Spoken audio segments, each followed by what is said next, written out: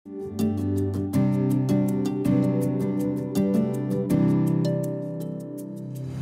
tingin ko, dapat na natin sabihin yung totoo kay nanay. Pero Junix, masasaktan na siya. Anong tinatago niyo? Anong tinatago niyo sa tatay ninyo? Patay na si tatay, Nay. Ay! Ay! Ano si nanay, ate? Sana, di na ulit masira yung pag-iisip niya dala ng kalungkutan. Hello, Sikat. Anong balita? Nagmamanman lang kami dito. Paalis sa mga naiwan dito. Katob ko. Pupuntahan nila ang location. Sundan nyo na lang sila. Huwag niyong papakawalan. Eh, yun yung mga kasama ng mga bata at ni Marcela eh. Mukhang jackpot tayo. Let's go, cats. Huli na natin sila ngayon.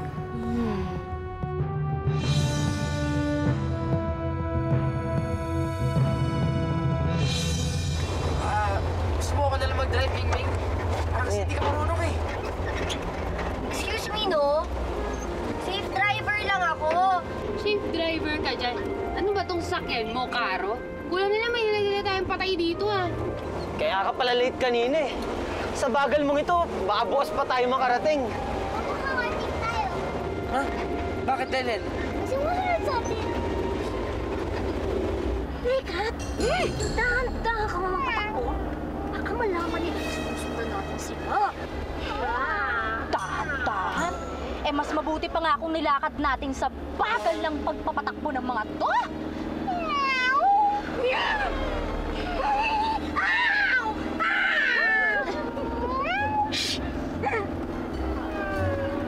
Kasi masunod sa atin. Kanina ba sila nakapunta sa atin? Baka isa sila sa mga sumusunod kina Emily. Alam mo, minaman-man na nila yung mga bahay para matuntun si na Emily. Ano? Teka na, ano gagawin natin ngayon? Hindi. Huwag tayong magpanik, ah. Igawin na lang natin sila. Paano natin sila ililigaw? Eh kahit bulag, maabutan tayo nito eh. Matalo ako. If I still get, bigla mo din natin yun. Go, go, go!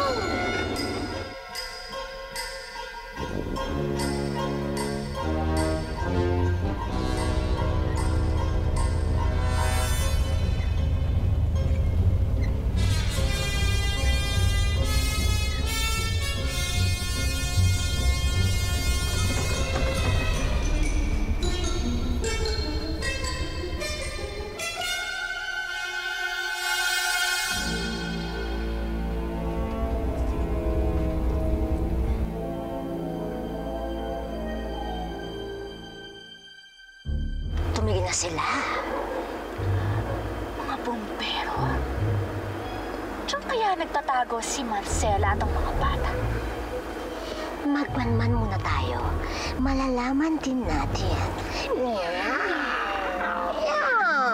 Tumigil din sila. Sinusundan nga nila tayo. O, ano nang gagawin natin ngayon? Eh, mukhang walang nangyayari. Nakapark lang sila. Let's wait and see. Boring? Ay, magka-catnap muna. Kuya Artie, kay Norbert, umalis na tayo dito. Ikaw naman at ni Mingming, kailangan, pagbalik namin dito, mag-drive kang mabilis, ha? Mabilis? As in mabilis? Oo. Tara na mga kuya. Sige, sandali. Saan ka? Siguraduhin mo tama yung idea mo, ah. Oo. Ingat kayo, ha? Teka! May bumaba!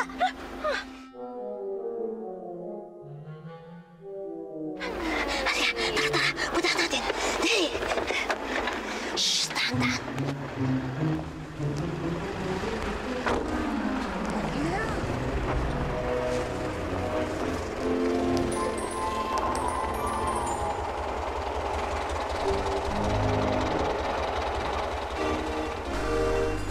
Kuya Artie!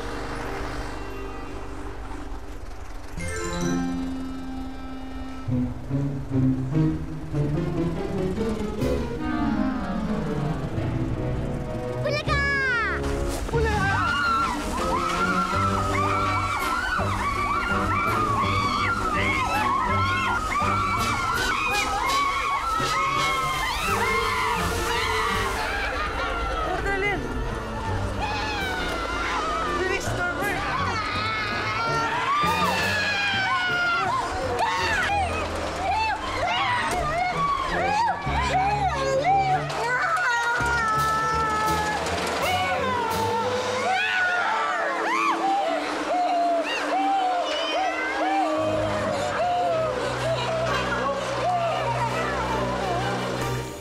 Tara.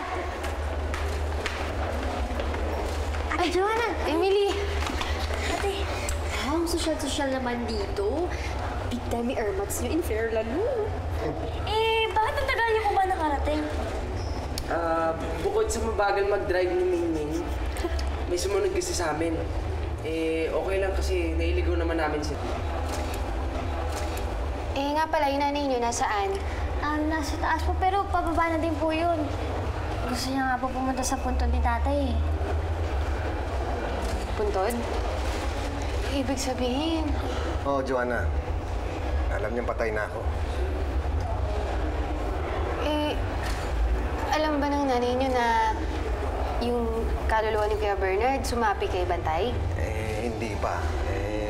Mas mabuti siguro na huwag muna natin sabihin yun dahil medyo komplikado yun eh. Ate Joanna, may pinapasabi ba si tatay? Oo, pinapasabi ni Kuya Bernard na mas makakabuti daw siguro kung hindi mo na malalaman na nanay ninyo yung sitwasyon niya ngayon. Tama si tatay. Sa nangyari kay nanay, mas mabuti na hindi niya muna malaman yun. Bakit? May tinatago na naman ba kayo sa akin? Kasi nanay, Ano? ang kaluluwa ni kay Bernard sumapi sa aso. Landan?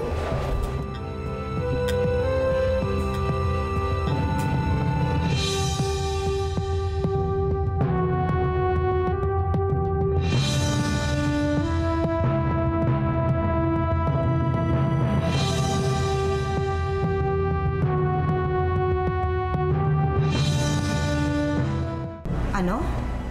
Sumapi ang kaluluwa ni Bernard kay Bantay? Ano ba talaga ang totoo? Ano tinatago niyo sa akin?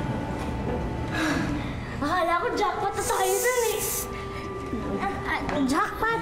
Yung lotto ticket po kasi. Dumi. Lotto ticket? Ano lotto ticket? Kasi po nanalo tayo ng daang-daang milyon sa loto. Kaya lang po nawala namin yung ticket eh. Baka po kasi magalit kayo kasi nanginahin kayo sa pera.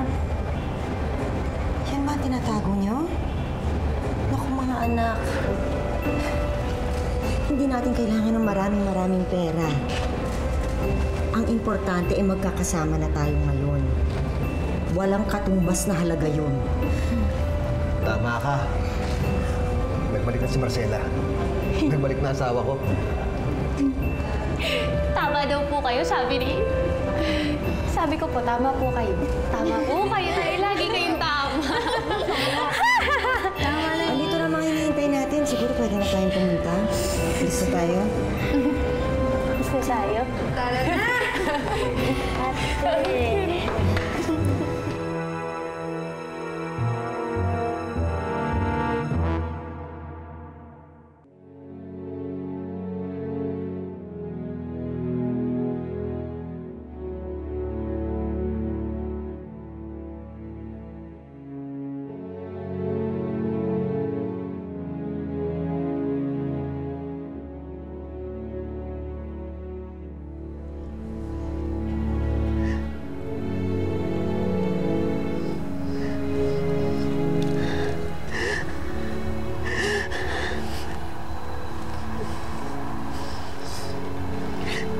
Malaman mo, mahal ko, na lagi kang nasa puso't isip ko pa din. Patawarin mo sana ako. Naiiwan ko yung mga anak natin. Pero makakaasa ka. Makakaasa ka na hindi na mangyayari yun. Hindi ko sila iiwan. Alam ko, Marcela. Masaya ako't nandito ka ngayon. Mahal na mahal kita. Hanggang kamatayan.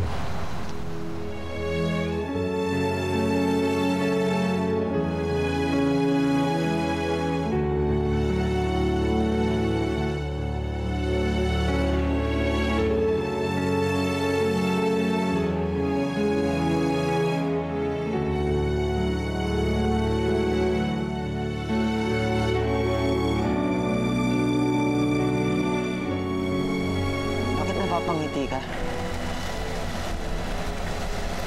Natutuwa lang ako para kay Kuya Bernard. Kasi alam mo, ngayon ko lang siya nakitang ganyan kasaya. Sana hindi magtagal. Maramdaman ko rin yung ganong klase ng pagmamahal.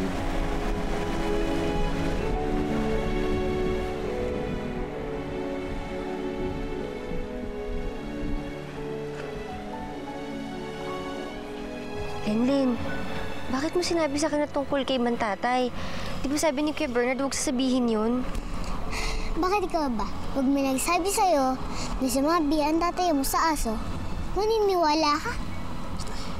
Minsan, talagang mahirap paniwalaan ang katotohanan.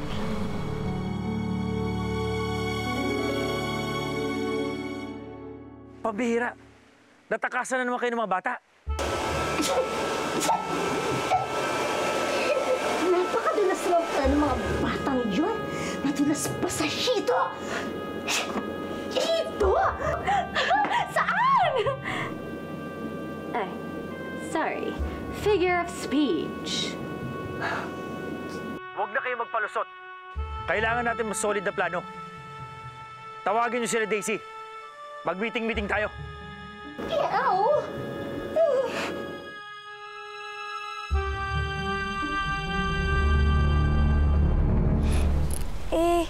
Ano na pong gagawin natin ngayon?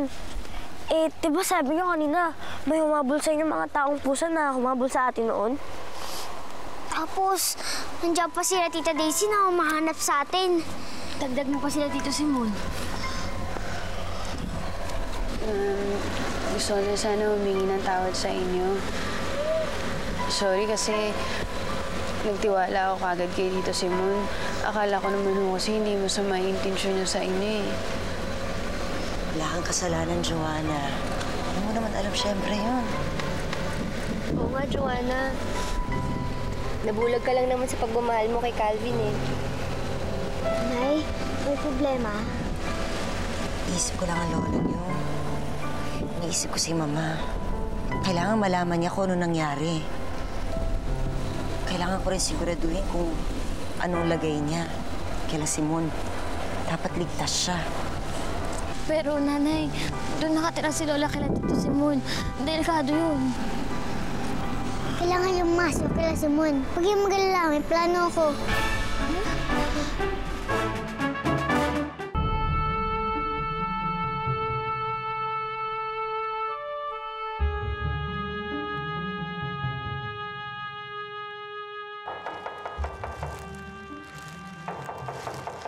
Sino yan?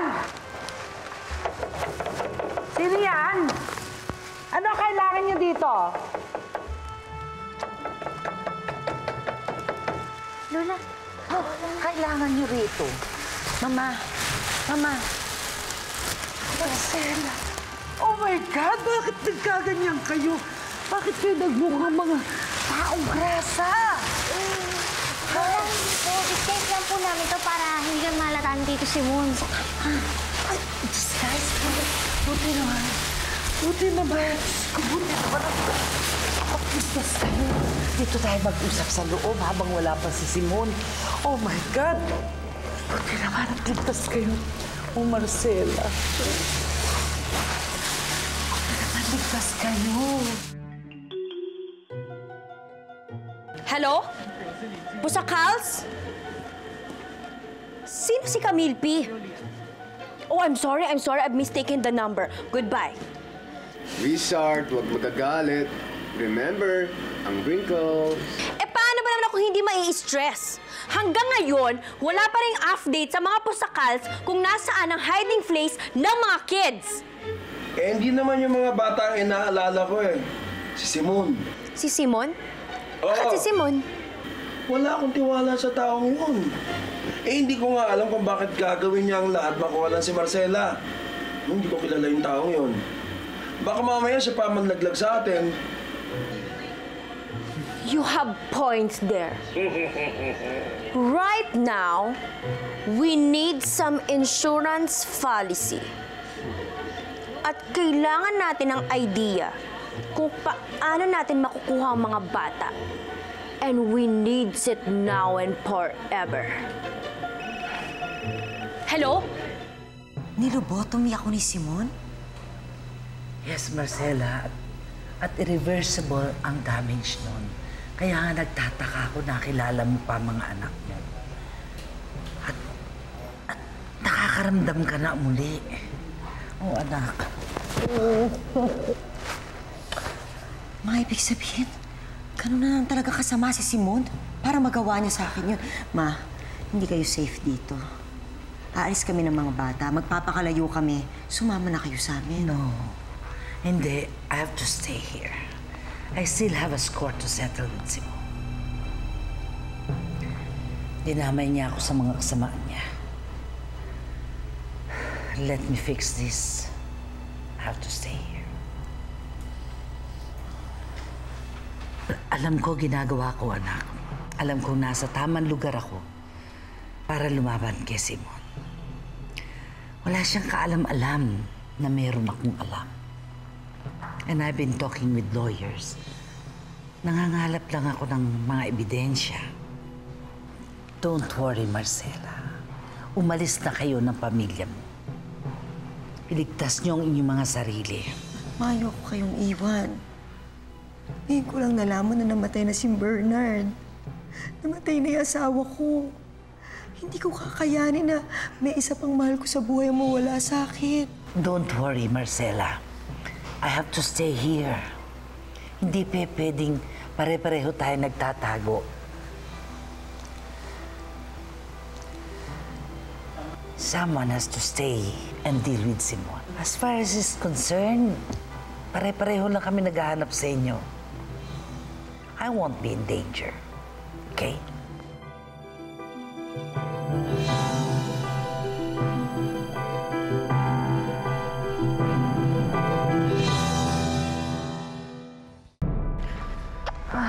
Mga apo, makinig kayo sa akin mabuti, ha?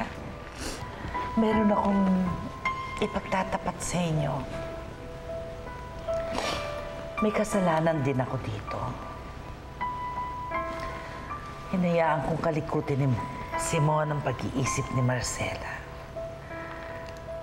Dahil sa ayokong mawala sa akin ang aking anak. Napakalaking kasalanan na nagawa ko sa inyo. At bilang paghingi ng tawad sa inyo, gusto kong itama ang mali. At magagawa lang yon kapag napakulong ko si Simon. Marcela, sana maunawaan mo ko, anak. I wanna make it up with you and your family. Sige, Ma. Kung yan ang desisyon niyo, hindi ko kayo mapipigilan. Basta, Ma, ha? Mag-ingat kayo. Kayo rin. Kayo rin, anak. Magpakalayo-layo na kayo dito.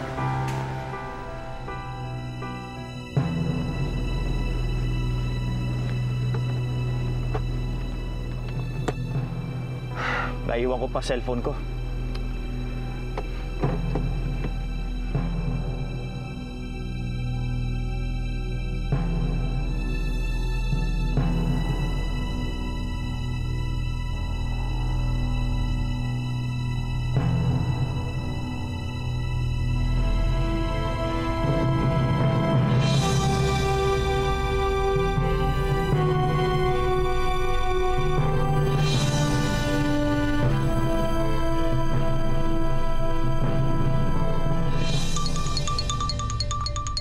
Nandito tayo para magtulong-tulungan.